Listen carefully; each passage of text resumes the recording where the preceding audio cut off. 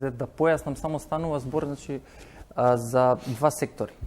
Едниот е индустрија, каде што подлежи под закон за индустријски емисии, кој што подлежи РЕК Битола и УСИЕ, како индустрија, и Дрисла е индустрија.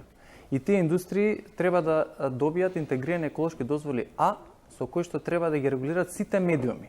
Че збориме за воздух, почва и вода. И директор спомна пречистителната станица. Во Дрисла нема интегрирана еколошка дозвола. Ова е според индустријата и законот за индустријата. Отпадот ќе збориме посебно. Индустријата збориме. Првиот приоритет треба да се инвестира за да се инсталира технологија која што ќе дозволи да Дрисла биде индустрија која што загадува во дозволени рамки. Секоја индустрија загадува, овие закони само регулираат до кој степен ќе загадуваат. Како што можевме да видиме, Дрисла инсталираше филтер 200.000 евра или колку беше на Оджакот и во 2018-2019 се покажа дека не загадува над дозволеното, односно не загадува над 50 мг. Тоа е 2018-2019. Законот за индустријски емисии почна имплементација април 2014. Прашањето клучно во Законот за индустријски емисии и индустријата е од 2014 до 2018, од кога ставија филтерот за воздух, колку се загадувал, збориме еден медиум, воздух. А што се случува со водата и со почвата и технологиите кои што треба да се имплементираат таму, за да се намали негативните влијанија врз животна средина. Првиот приоритет треба да биде исполнување на тие услови, инвестирање во технологија за добивање интегрирана еколошка дозвола А според Законот за индустријски емисии. Вториот сектор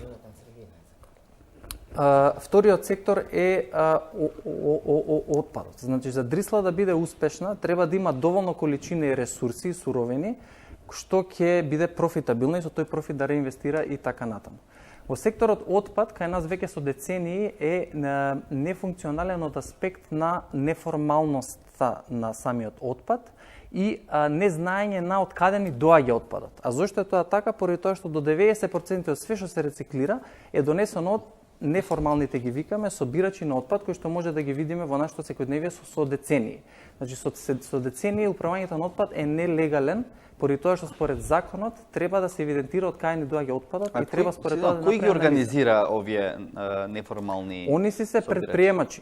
Они сами се организираат и работат Каде го даваат отпадот? Каде ги организираат институциите? Ако може да дообјаснам само, собирачите да разјасниме тоа што нејасно е малку. Зошто е неформален? Поради тоа што собирачите одат кај рециклаторот кој што има дозвола за складирање, тргување сега. Тоа се фирми. Тоа се отпаджи ги викаме ние во нашиот, али тоа се фирми кои што имаат добиено дозвола од Министерството на средина за тргување со отпадот.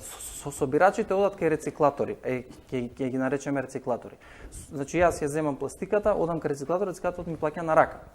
Он во транспортниот формулар, рециклаторот кој што пишува, ние треба да знаеме од каде ни доаѓа отпадот. А собирачот го зема од разноразни контейнери, од кај што ќе ги најде и така натаму. И затоа имаме, целиот систем на отпад е на рака и не знаеме од каде ни доаѓаат податоците. И сега, ако Дрисла сака направи анализа, ќе прави анализа врз база на податоци од кои што не знаеме од кај ни доаѓаат или врз база на податоци што општините ги даваат не во целост, до 50%, односно 30% од општините даваат податоци според закон за извештај и податоците што ги даваат општините се врз база на контейнерите што нивните јавни комунални предпријатија ги собрале. И викаат граѓаните или домакинствата собираат толку и толку. Но во контейнерите не ставаат само граѓаните, ставаат и фирмите. Ако барем јас сум видел фирми идат ставаат во контейнери.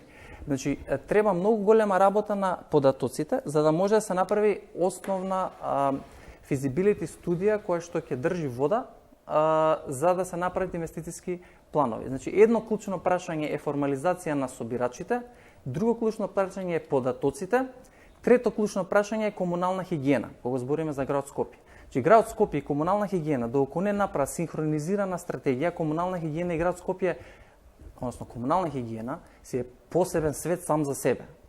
И сега град Скопје исто. И сега треба овие да се синхронизирани. Трето клучно прашање, собирачи податоци, трето клучно прашање е комуналната хигиена, поради тоа што тука треба да се направи систем за селектирање во домакинствата кој што треба да се размислува на еден таков начин за принципот на циркуларна економија, реупотреба, рециклирање и селектирање. Комунална хигиена пријавува амбалажен отпад 3 пати помалку од прилеп.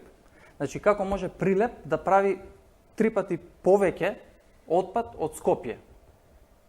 Амбалажен. Зборам за амбалажен отпад.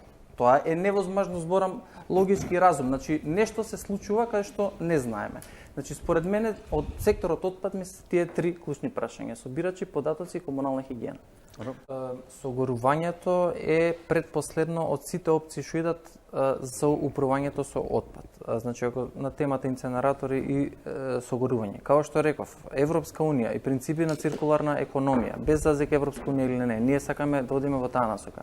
Принципите се следни: први е превенција на отпад, второ е реупотреба на отпад, трето е рециклирање на отпад. И тука треба да застанеме, бидејќи тука има најмногу економски активности вработување. Тоа што сега Европска унија се освестува, инвестициските банки се спречено и оданочување и финансии, се последните две се согорување и депонирање. На овој начин кој што ние Значи сега. треба најмалку да депонираме, и тоа е најмалку депонија. Значи некој ќе почнеме да размислуваме тоа дека е центар за управување со отпад, тогаш е различно размислување. Значи најмалку е депонија, последната опција е депонија. Пред депонија е согорувањето. Согорувањето, инвестицијските банки, значи European Investment Bank, ги скрати инвестициите за сите инценератори на Европска унија. Зошто? Поради тоа што се коси со принципите на циркуларна економија и пакетот на циркуларна економија на Европската унија што ги помина во контекст на стимулација на реупотреба и рециклирање. Ево уште еден податок од Европската мрежа за реупотреба.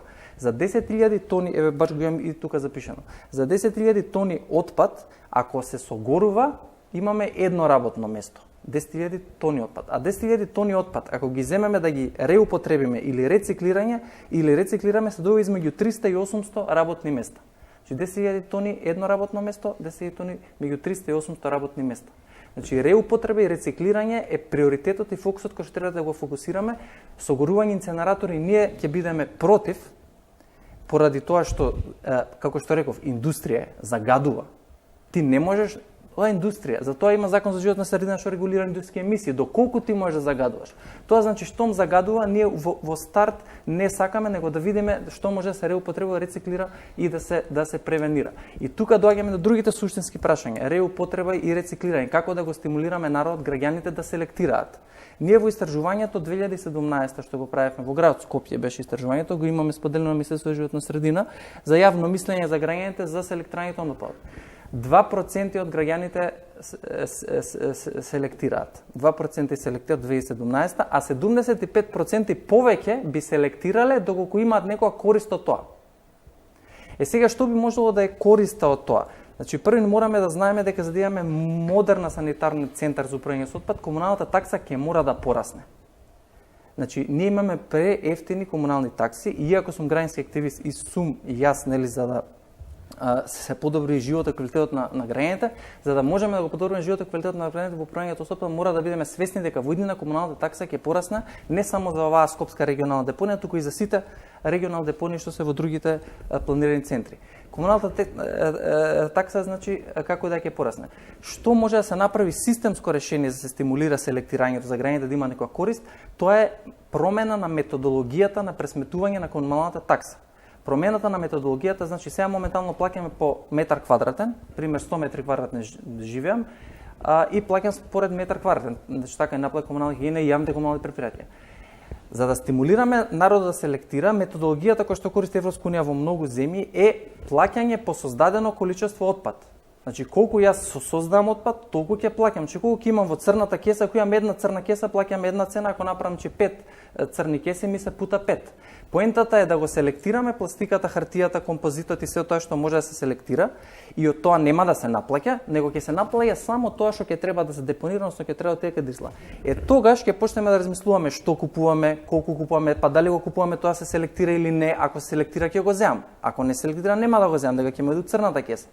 Значи промената на методологијата по создадено количество отпад вклучува дигитализација и е напредна технологија, но треба и комунална хигиена да се значи прв чинител за тоа да се согласи се јавните комунални предпријатија, не само комунална хигиена, зборам и сите јавни комунални предпријатија, да променат методологијата на пресметна на комуналната такса за стимулираме селектирање на отпад и помали комунални такси на крај на денот, иако, кој што реков, во идна ќе треба да се зголемат.